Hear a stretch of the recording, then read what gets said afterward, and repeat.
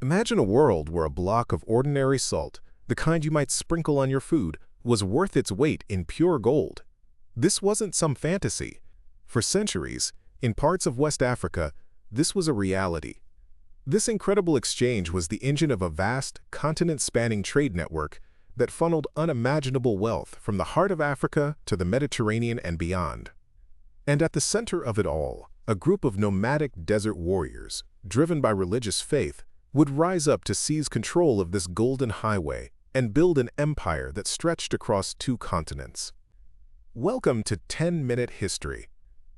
I'm your host, Jake Sullivan, and today we're uncovering the story of the Almoravids, the Berber dynasty that harnessed the power of the West African gold trade to forge an empire.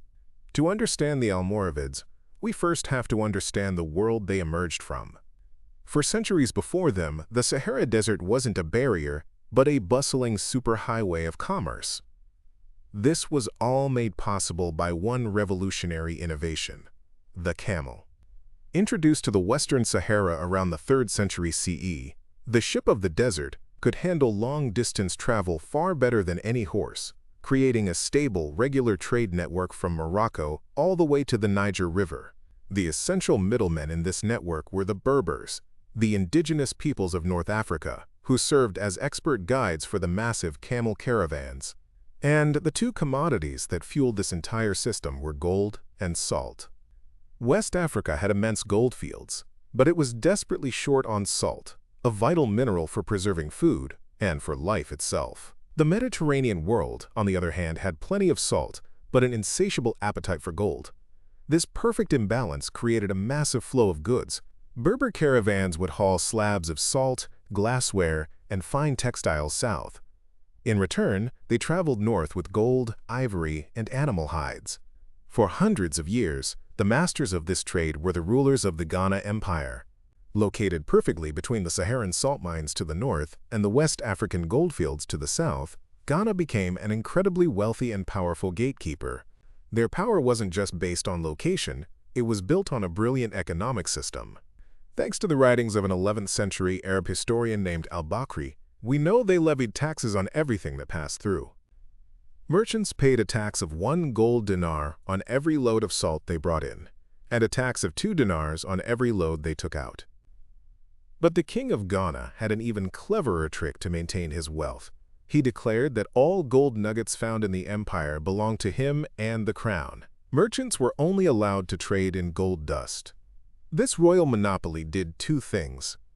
It kept the largest stores of wealth in the king's hands, and by limiting the supply, it kept the value of the traded gold dust incredibly high. This revenue funded a powerful army that protected the trade routes, ensuring the entire system kept running smoothly, with the Ghana Empire right at the center. The Almoravids didn't discover this trade in gold. What they did was identify its choke points and systematically target them in what amounted to a hostile takeover of a global supply chain. So who were these people who came out of the desert to challenge an empire? The Almoravid movement began around the year 1040, not as a military force, but as a religious one. It started when a Berber chief named Yahya ibn Ibrahim returned from a pilgrimage to Mecca. He was concerned that his people, a confederation of nomadic Sanhaja Berber tribes, were not practicing a pure form of Islam, so he brought back a strict religious scholar, Abdallah ibn Yasin, to teach them. At first, the tribes resisted his austere and demanding teachings. So Ibn Yasin retreated with a small group of devoted followers to a ribat, which is a type of fortified monastery. Here, he drilled his followers in a strict interpretation of Maliki Islamic law. These followers, bound by intense faith and discipline, came to be known as the Almorabitun, which means the people of the ribat, a name that would eventually become Almoravids. This religious fervor was the glue that held them together, allowing them to overcome the typical tribal rivalries that often divided the Berbers. But their motivations weren't purely spiritual. Historians believe that this religious revival happened at the exact moment the Sanhaja Berbers were losing their grip on the trans-Saharan trade routes.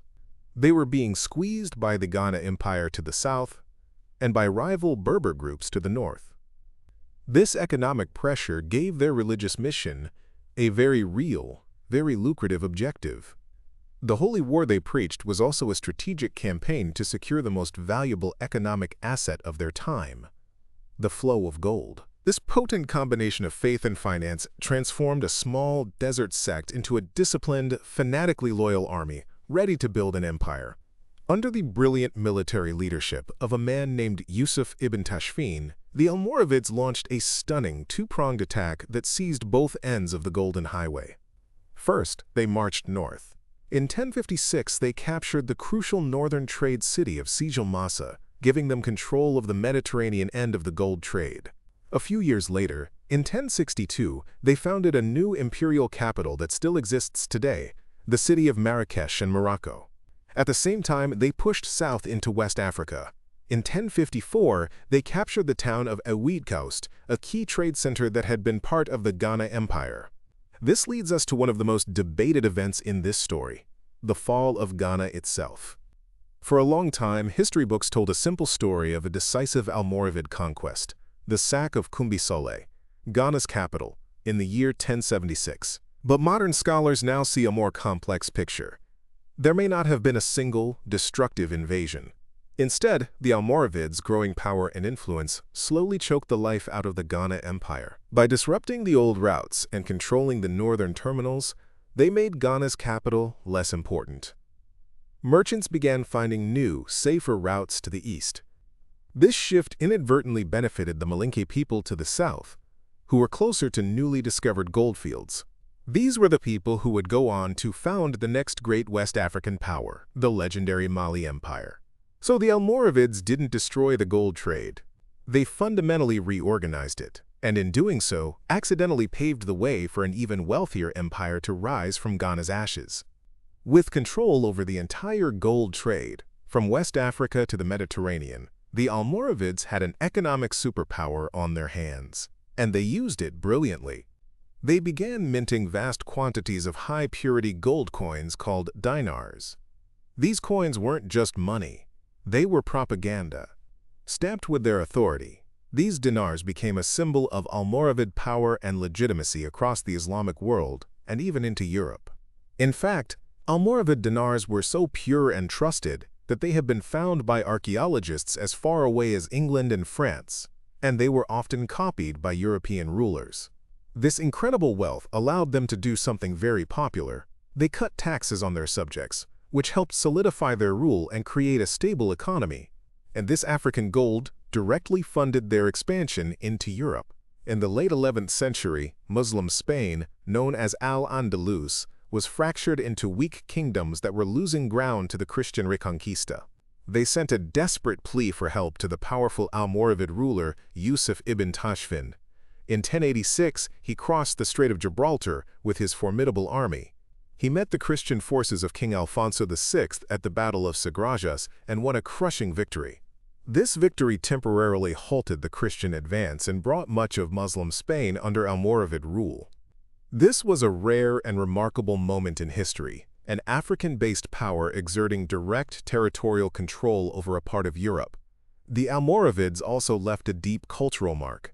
They were the first to create a unified Berber empire in the Maghreb, forging a unique Islamic culture distinct from the Arab dynasties to the east. They were patrons of learning and architecture. Initially, their style was austere and plain, reflecting their desert origins.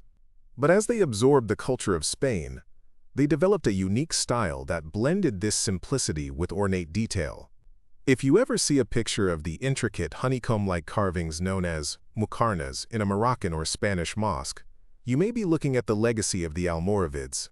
It's fascinating to look at some of the smaller details of this period. The men of the Almoravid ruling class were famous for wearing a litham or a face muffler, which covered the lower half of their face. It distinguished them as a ruling elite and became a symbol of their identity, and the scale of the trade they controlled is just staggering.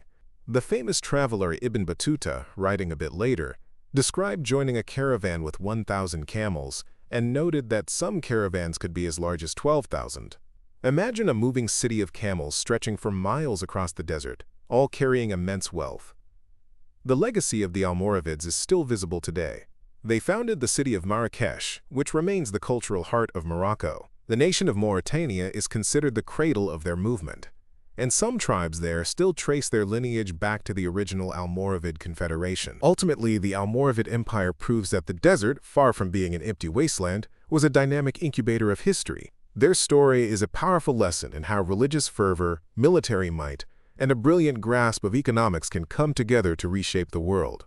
By seizing control of a single, vital resource, West African gold, a group of desert nomads built an empire that dominated North Africa, crossed the sea to rule in Spain, and changed the economic and political map of the medieval world forever. Their story is a stunning reminder that power, wealth, and influence can flow in unexpected directions, and that sometimes the most influential empires rise from the most unlikely of places.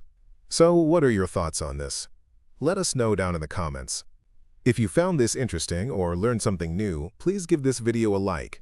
And don't forget to subscribe to 10-Minute History for more deep dives. Thanks for listening.